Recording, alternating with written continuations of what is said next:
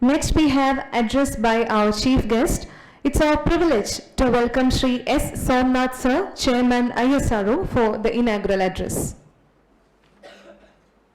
Respected Sri Jayant Sahasrabudhe, National Organizing Secretary of the Vijnana Bharati, Dr. Unnikrishnan Nair, Director of Vikram Sarabhai Space Center, Dr. Sam Dayala Dev, Director of Indian Institute of Space Science and Technology, Thiruvananthapuram, Professor Jain Murthy, Director of the ISRO, Thiruvananthapuram, and then our Padma Kumar, Dr. Padma, Director of this museum, Sri Vivekananda Pai, and many others who are joined here.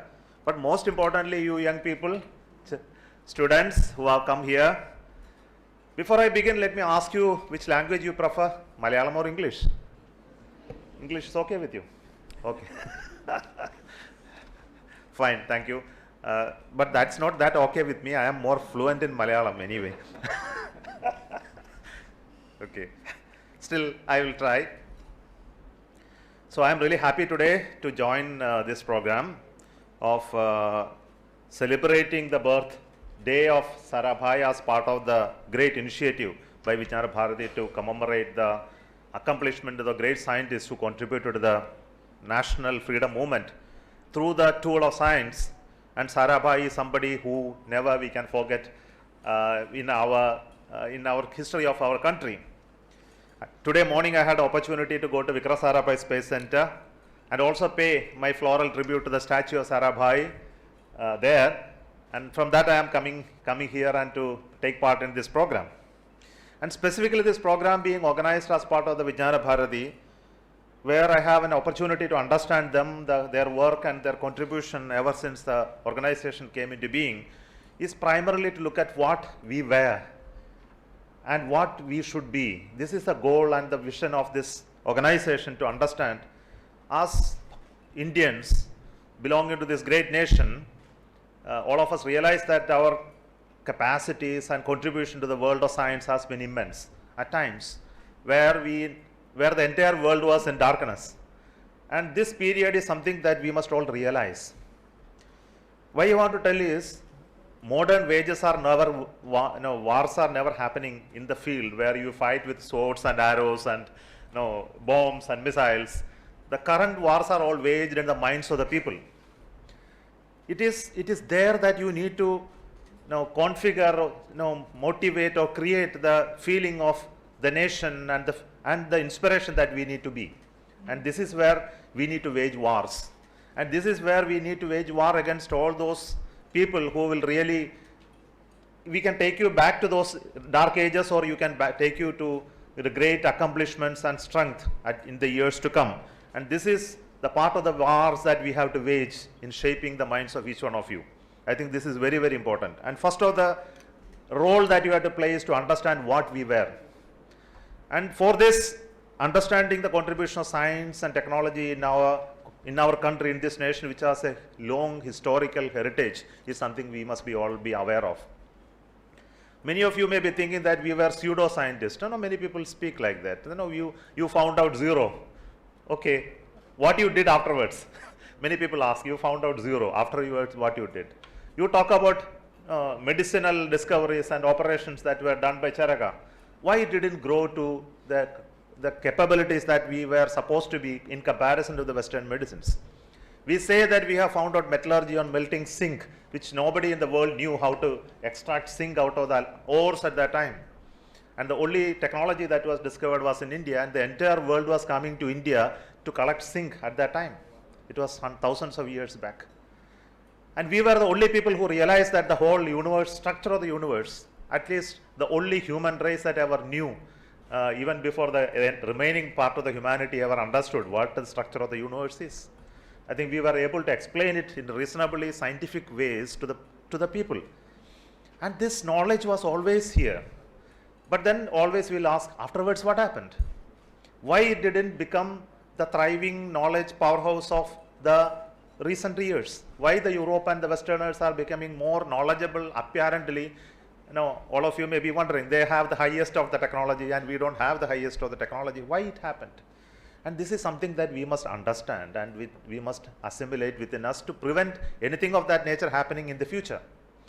our work today will define what we will be tomorrow. I think this is the message that we have to understand while we celebrate the nation when it is turning to 75 years of its existence. And it's also important to understand what Sahasrabuddhiji was telling. The invaders were systematically destroying a nation which was so powerful in its understanding, knowledge of the entire the human existence in various forms. Science is only one of them. And this is the great nation. I think all of you must read and understand.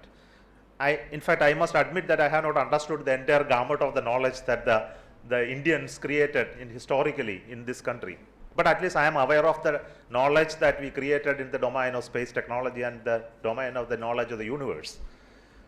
Probably you would have heard about a book which was written, Surya Samhita, in which it was described how the planetary system exists, the periodicity of motion of the planets, and how to understand the cosmos in a little sense. But then these knowledges were at a higher level. It was not at the level of common people. We must understand all these were created by the great men at that time, rishis, through their research, scientific research and observations, not by thoughts alone. They actually did scientific experiments and research to understand this, and written down in languages may be difficult for the common people to understand it at that point in time. But this knowledge was transferred over generations of people, and this was still remaining here. What happened afterwards is something that all of us must understand. This knowledge was picked from here, taken by the people from this continent and moved over to Europe over the next hundreds of years. And that was the period in which we were continuously invaded, and we were not allowed to grow in a way in which we should have grown. So those knowledges were actually created, but it was actually suppressed systematically, of course, lastly by the Britishers, as Sahasrabuddhiji just now mentioned. But we were under great suppression due to various reasons. It is through the invasion and the issues of the structure of the nation, and also the split that existed in various forms at that point in time. All this contributed. Socio-economic conditions existed in this country, created such a situation in which that we couldn't work upon those already existing knowledge that we had. But today, after the pre-independence and independence period and post-independence period, the renovation, the new energy that has come into India is really astonishing. I think you must all realize India today is a powerful country. It is not a weak country. It is no longer a developing country. It's a country that was only 35 crore people at the days of the independence. Today it has grown to almost 130 crore plus. And 100 crore people have been added to this nation, and still we are doing very fine. Why I am telling it is that there was a lot of poverty and malnutrition and death and low life expectancy. All that was there during the periods of independence. And by the will of the people, we were able to overcome most of those difficulties. But still there are places where we'll still have difficulties with respect to the way we live. Many people in India still don't enjoy electricity. They don't enjoy still clean water. There is a need of working harder to make the dream of our founding fathers to happen all across the country. But still we are doing very well. We are still a strong economy, reasonable strong economy. There is a reasonably very high level of scientific talent created in this nation to work on various infrastructural projects and programs. And one of our human capital is still revered as one of the best in the world in terms of leading science and technologies. As you know, many of the corporate heads of the world are headed by Indians, and there is a move nowadays that Indians are most welcome to head the multi-crore companies of the world, where they do extremely well. Of course, that is only one measure of it, but then the whole point is that we have been one of the leading pharma suppliers of the world. Probably you know that in the whole of the world, generic medicines are manufactured. 85% of the generic medicines of the world are manufactured in this country. It is such a powerful country in that point of view. And our software developing capability is enormous in terms of in those domains which you probably may know. Of course, we have not grown to many other sectors. We have not gone really. Space and atomic energy are examples that already know that Sarabhai's and Bhabha's contribution in creating this initial organization. At times when India thought that, oh, you can never make a rocket in India. Why you are spending money on space technology, there were many criticisms at that point in time. And people just ridiculed Sarabhai for investing in atomic energy and as well as in space technology. But still he foresaw the things coming, and he was able to influence people at that point and then bring collaboration with the various other nations like US, Europe, France and Russia, and bring those elements of the technology to India. He was also capable of bringing people to this country who are working all across the globe in scientific establishment, research organizations. He lured them to come to India and work in pitiable conditions to work for the space program. And many years later, today we have rockets of our own, we have satellites of our own, and we can launch them from our own soil. It is not a mean achievement for a nation. But similar strides we couldn't make in many other fields. For example, if you look at the electronics revolution that has transformed the engineering community today, we couldn't make the great start. Probably we had the capability and strength to do that, but unfortunately it didn't pick up. If you look at various other domains, we can see similar accomplishments lacking. But it is not because of that there were incapabilities in this country, but it was because leadership was simply not there at many of those domains. Unfortunately, we had great leaders in space and atomic energy, and we can talk about agriculture, for example, is some example in which we had great leadership. And because of that, even when 130 crore people are there, we are still not starving to an extent we starved during when the population was only 35 crore. So it's a great achievement. We had similar great achievements in infrastructure building, in terms of the agriculture support for agriculture, in terms of creating factories, or even to creating our road dams and infrastructures of that nature to support the agriculture. All this happened because people like Moshagunda Vishwesvaraya, who has been one of the great engineering builder of those years. So all these have been contributing to the nation building in the past. But in the next 25 years, when we are going to celebrate our 100th year of independence, where we should be is something that we need to prepare ourselves for. And when it becomes, really happens in 2047, you are going to be the people who are going to stand here and speak, not us. And for the next 25 years, we want people in this country, youngsters who have vision for the future of this nation, to prepare themselves and understand what this nation is and why we should be strong. I think this is the message that we would like to convey when we celebrate great people like Sarabhai. And do you think that in 2047 we will be one of the strongest nation? Do you believe? Yes. In what way we will be stronger? By attacking the neighbors and also taking over their territories? Will you be stronger by that process? No. We will be stronger through what means? This is a question that we have to ask ourselves. In what area we will be stronger, so that the whole world will look at you with great respect, not with fear. And the whole world will come to you for seeking advice, because you have the great sense of Vasudhaiva Kudumbakam feeling within you. You are going to be the guru of the world, as we have been already told. And this is going to be a leading light of the world, where the entire world can look upon us and then see, yeah, here there is a nation who has an ability to take entire humanity forward safely and securely for the next millennium. To achieve that, we need following things. If you are a weak nation, nobody will come to you. Only then they will come to you because you are a strong nation and you have capability to handle the global issues. And this is what is needed for this nation. And I want to tell you, for that, the first and foremost capability we need to have is technical supremacy. In every domain of science and technology, we must have great leaders, and we must create great institutions, and we must create great capable people out of it. And we should be able to handle and tackle the problems of this globe through our technological interventions appropriate time. Let it be the issue of pandemic, let it be the issue of famine, let it be the issue of global warming and our survivability being threatened.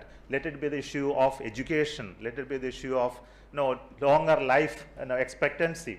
In every domain of human endeavor, we must have capability with this country, and for that we need to invest in people. We have to invest in education, and for that only recently we have come across some of the new education policy, in which the stress is more on scientific and methods of education and skilling in people to create the better talent pool in this country through our available education systems. We are also looking at how collaborative work of schools and colleges can be strengthened with the technological institutions that exist in this country. We need to create the required manpower for it. And only through technology and science that this nation is going to be stronger. And our endeavor is not to create the army of huge missiles and rockets and attack anybody in any time in the world. And we are never going to be a nation of that nature. In the history, you can never see our nation has never attacked or conquered any other nation. Never ever. Though there could be some wars that was waged internally for expansion and contraction of the local empires, but as a nation, as a country, Bharat has never ever attacked any other nation to create bigger empires. That is never our approach. Our approach is through to collaboration and working together. I think this is the nature of this country, and we will continue to thrive on that capability. And let us be aware that we need stronger human beings. As I said earlier, the way wars are always waged in the minds of the people. The first and foremost thing to you is to believe that you are one of the member of a strong nation. And you can do things what others can do. It is not the prerogative of some other country to do something first time. You can also be the very first at some point, on some domains, and many more domains which you think it is not possible today. And only through that will that you are going to create that change. And for that we need people who first trust our strength, believe our leadership, and also take those steps that are required to make our nation stronger. And when you look at Sarabhai, we must imbibe that quality that he believed it is possible for India to develop rockets and spacecrafts one day and get it launched in this country. In his lifetime, he never saw a rocket getting launched. But much after you are dead and gone, only things will happen. But doesn't matter. It is your current work that matters. I know today that someday we will send people from India to Mars. Indians will be there on Mars someday. I have no doubt about it. Only if you put the effort today, the little small steps that we do today really matter. What will you achieve tomorrow? And we also want to be going to Mars, right? You don't want to leave to the Americans alone, right? So if you want to do that, you need to prepare ourselves, our next generation, younger people like you, and they must believe that it is possible. We will all vanish in the next 25 years, but by the time 2047 comes, something wonderful things has to happen. The India should be at the top of the world. And that is a goal when we celebrate at 75 years. What we should be at 100 is a goal that we need to pursue in every domain. It is not only in space. It is there in every domain. Our population will increase sometimes to 160 crore and stabilize at that point of time. Our economy will be a $10 trillion economy at that point. And we will be one of the nations that will solve the world's most of the problems. I think this is the goal that I believe, and this is a nation where every human being in this world will aspire to live happily. This is the goal that we have put for our own vision for 2020, 25 years from now, a happy living place for every human being. And let us work for it. And the vision of many of our founding fathers in science and technology was simply that we need to be free, we need to be independent, and we need to be a human being that, that wants to be a person of the whole universe. Now we call it, I really don't get the word which is the right word to express that, but then, Vishwaguru maybe. So some of these concepts are there in our mind. Let us thank the Vibha, the Ministry of Culture, and the Priyadarshini Planetarium, and also all of us who have organized this program to celebrate Sarabhai's birthday today. Let all other great leaders of science be celebrated appropriately like this to imbibe the spirit of the freedom struggle. And when we salute all those great founding fathers who built us to this state, and it is our responsibility to take it further. Thank you so much, and wish you all the very best. Thank you so much, sir, for your enlightening words. Chairman ISRO, Shri S. Somanath sir, has kindly agreed to interact with the students. We have time for a few questions. Please raise your hand one by one, and a volunteer shall be reaching you with the microphone for your question.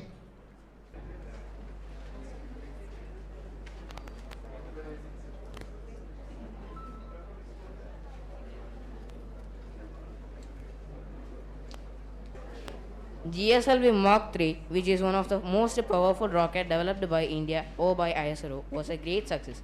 What was your experience as the director of the project? Can you share it with us? Maybe that will inspire us a lot. Your name, please? My name is Niranjan. Niranjan. Niranjan, which school? Bharatiya Vidyapeetham. Bharatiya Vidyapeetham. Okay, great. But this question, answer to this will require another 1 hour of explanation.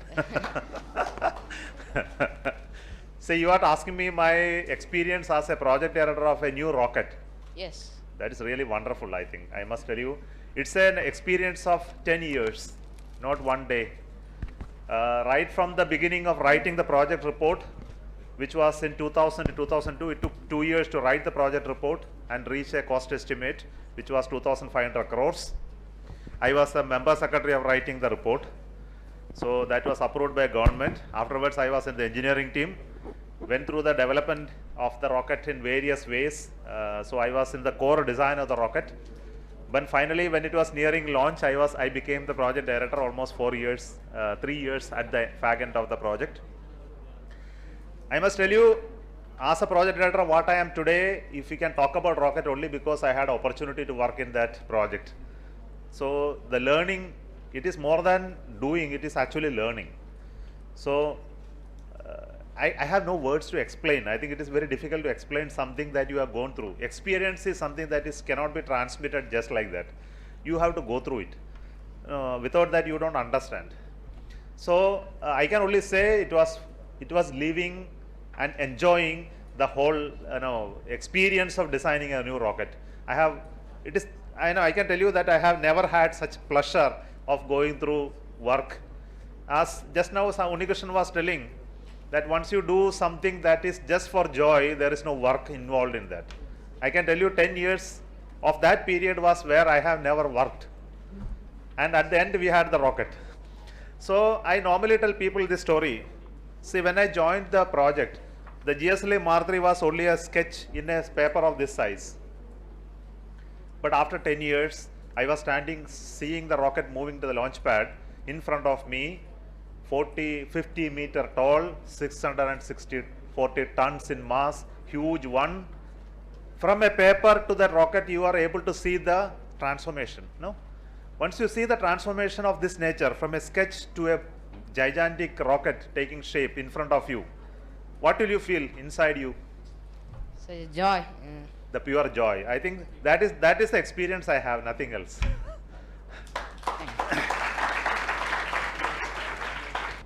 Good morning, sir. I am Rohit Dev. I am from the Bharatiya Vidyapeetham Central School. My question is, does ISRO have any projects to inspire tribal students who have the aptitude in scientific and in space research? No, this has been a regular feature in, at least in Vikram Sarabhai Space Center when I was director, or even before that also when I was not director. We had programs called Space Week. You heard about the Space Week? And in Space Week, we intentionally make sure that our staff go to rural tribal schools. Many schools which are selected for Space Week program where our staff goes and explain to rural children what is space technology, how rockets and spacecraft work, what are the opportunities for science and technology in this country. We normally spend half a day with them with the videos, programs, talks, interactions, and select every year new schools in tribal area. And some of the people who are given the talk are going to participate today and give you the similar talk. So I think I can have inspiring teachers within ISRO in VSSC. At least hundreds of them are there. I think we have created that talent pool. Some of the best will speak to you today. Okay, sir. Thank you.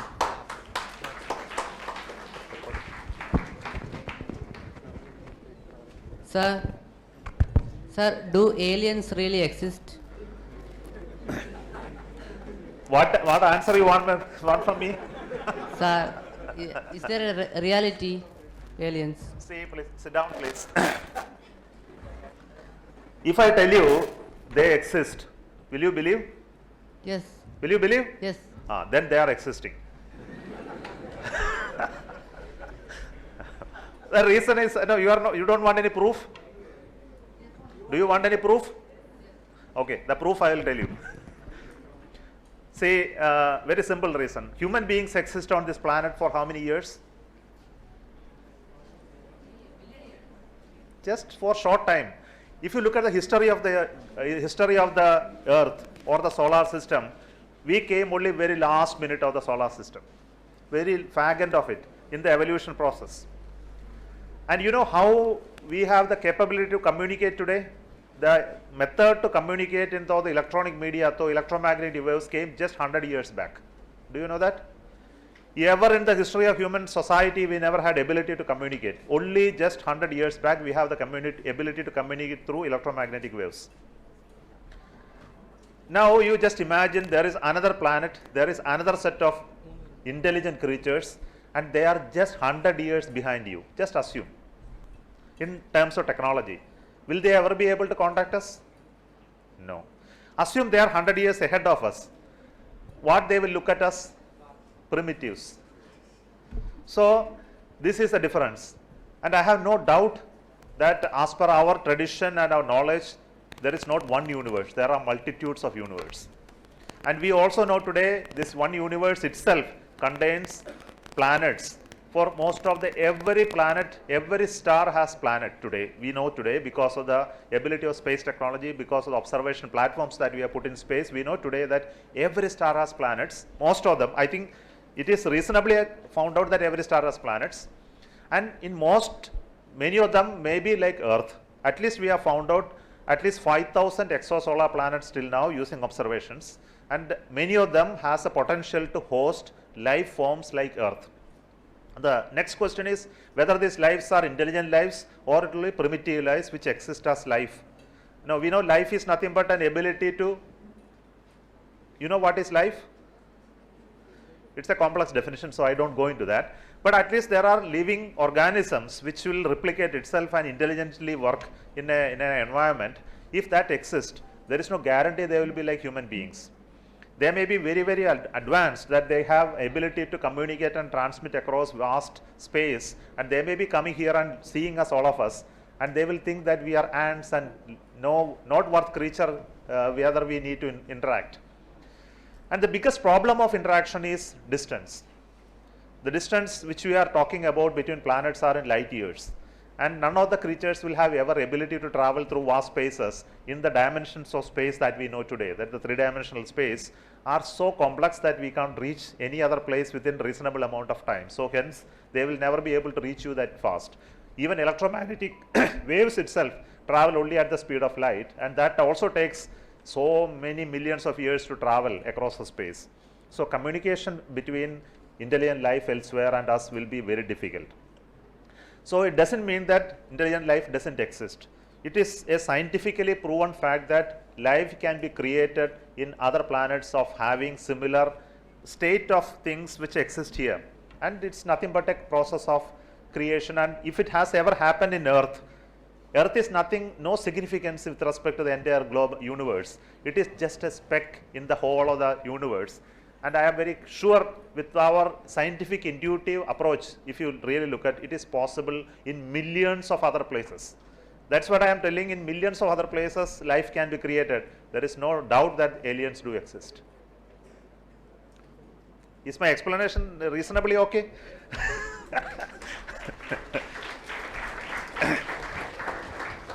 Good morning, sir. I'm Akshaya from Kendriya Vidyalaya. Yeah. Sir, when do you think ISRO will be able to send the first Indian to space? We will send very soon.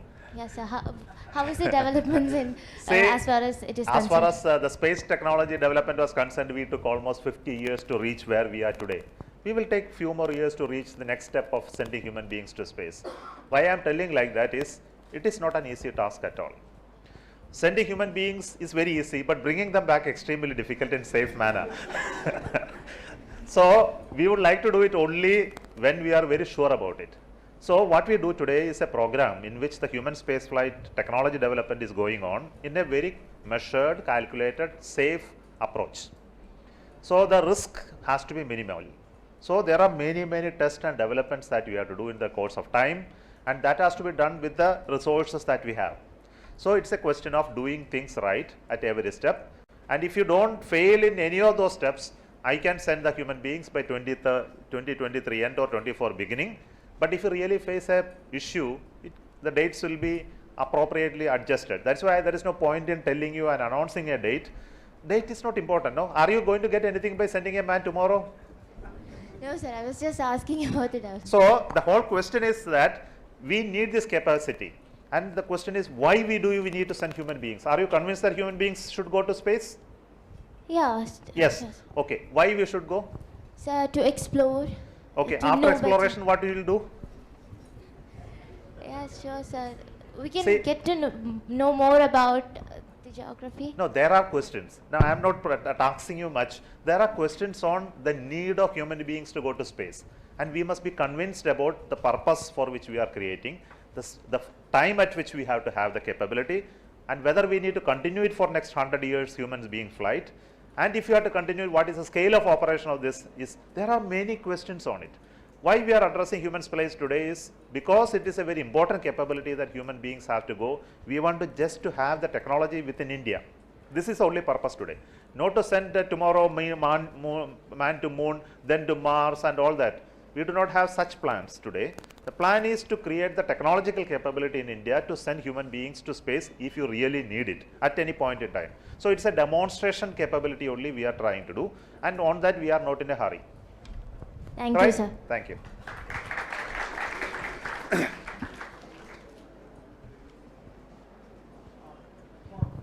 Good afternoon, sir. I'm Sanjeev, and the question I had for you is, what do you think about privatization in space industries and companies like Blue Origin and SpaceX? No, I don't have to think anything about it. They will do themselves. See, the point is, in US, always private companies are being in the space technology. Though you talk about NASA, the real work is always done by private companies in US. For example, the moon lander was developed by McDonnell Douglas and other people. So even the Saturn rocket was not done by NASA alone. It is done by private companies. The rockets in America like Titan, Delta, and other rockets are built by private companies. And there have been private companies in space technology in US. And when it comes to Europe, there also the rocket Ariane space is owned by a private company. The Ariane rocket is owned by many private and public partnerships. But in India, we have been working as a government-owned institution called ISRO. ISRO is 100% funded and developed by government. Now the question is, which is the right model? Suppose you think that your car manufacturing industry is managed by government. What cars will be running on the road? Some more healthy cars, which is So, healthy for the environment. see, there is a principle on which will survive in an economic situation, which is going to be beneficial for the country. Whether putting that ecosystem in the domain of the public, or that means government, or in the domain of private entrepreneurs. So the question comes only when it is an economic activity. You know, today building cars and selling to public is an economic activity, which has different layers of industries and profitability, business, labor, etc. If government does work into that, it will never be economical. You understand that? So, but that can be done only after certain stage of progress has reached. To begin with, private cannot do it, because there is a huge amount of risks, the markets are not known. So after governments work on some domain, reach it to some level, then a right time will come, then there is a private companies can come. This we have done in every domain. We have done it in telephone system. You know that? Airline travel, we are doing it now. And space also has to be done. Because today we have reached a level, the government has developed a certain ecosystem in this country, private can now grow on top of it and enhance it. So we were keen to see private people coming to space sector in India and develop it further. Yes, sir. In Thank the you. similar sir. lines. Thank you. Namaste, sir. I am Pavitra from Sri Saraswati Vidyalayam, Kirarur. Sir, from where your career started? My career started from Vikram Sarabhai Space Center. How you begin from which institution? Okay, you so studied? it's more of a personal question, which I don't want to take any time, but if it inspires you, it will be really good. So I only want to tell you that I was born in a small village. I had no opportunity to study English also. I studied in Malayalam medium till my 10th standard. I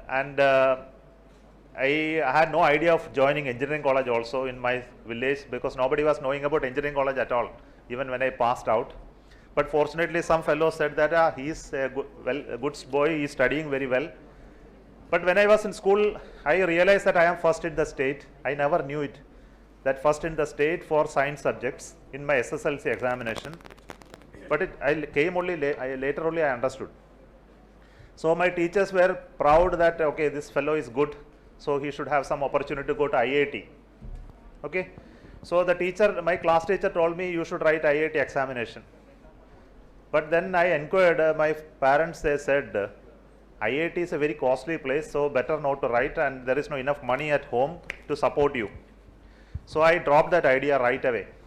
There was no future for me in IIT because my parents will never be able to support me if I go to IIT. So I dropped that idea. I thought I will become a school teacher. So after my plus 2, this time now plus 2, earlier it was pre-degree, I was almost firm that I will study mathematics, BSc mathematics, and I will become a school teacher.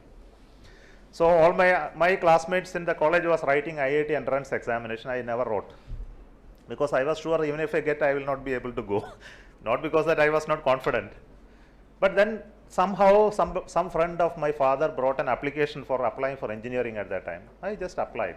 So one day an admission came. Okay, you got admission in engineering college in Kollam. I joined there. So it happened like that. So I became an engineer without knowing it. Then when I was a student there, I came to know about ISRO here. There is a space program, and it is a very interesting program. So I told my teachers, I want to study rocket, space technology, little bit in the engineering college. So there was no course there. So one professor told that I will take some course on propulsion. So 10 of us joined together and asked the teacher to learn propulsion, and he taught us in the final year. So that was my introduction to space technology. Then that time ISRO was inviting people to join ISRO. PSLE project was starting. So there was a newspaper advertisement, engineers are required for ISRO. So apply. So what I did is I immediately took that application, I typed down on a paper, took a photostat at that time. Some 10-12 copies I distributed in my class. All of you apply, let us go to ISRO and apply, go for job. So my friends, 15 of them applied. So all of us came to and stayed in the Worli hostel here and went for interview. That was in my final year. So they have selected me along with 5 of my friends. All 5 are there in ISRO. So that's how I became an engineer in ISRO. Very simple thing.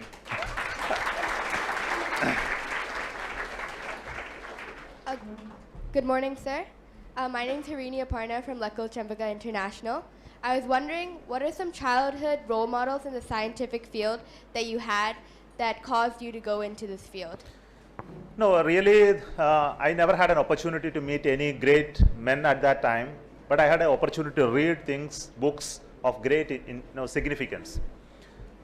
Inspirational books. And the first and foremost, I will say it is Vivekananda, no doubt about it.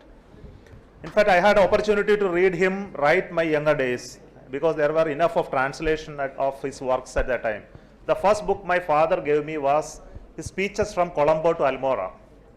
There is a collection of Vivekananda of speeches. After his famous speech at Chicago, he was traveling across the globe before he reached Ceylon. And all through that speeches, it was collected and collated as a book, Speeches from Colombo to Almora. You must read, and you will really get inspired by his words. And later I had opportunity to read one of the books of Subramanian Chandrasekhar. He has written a very simple book on black holes at that time. And also to read a book called Captives of the Sun. It talks about sun and different planets and what are the significance of the finding of those planets, and which included some of the photographs of NASA who took on the planets. They were the early English books I could read at that time because I was reading mostly Malayalam books, never ever an English book. But this was the first of the English written books that I read. It really inspired me to reach on science and technology substantially. And I can tell you at that time, there were enough of Malayalam science books.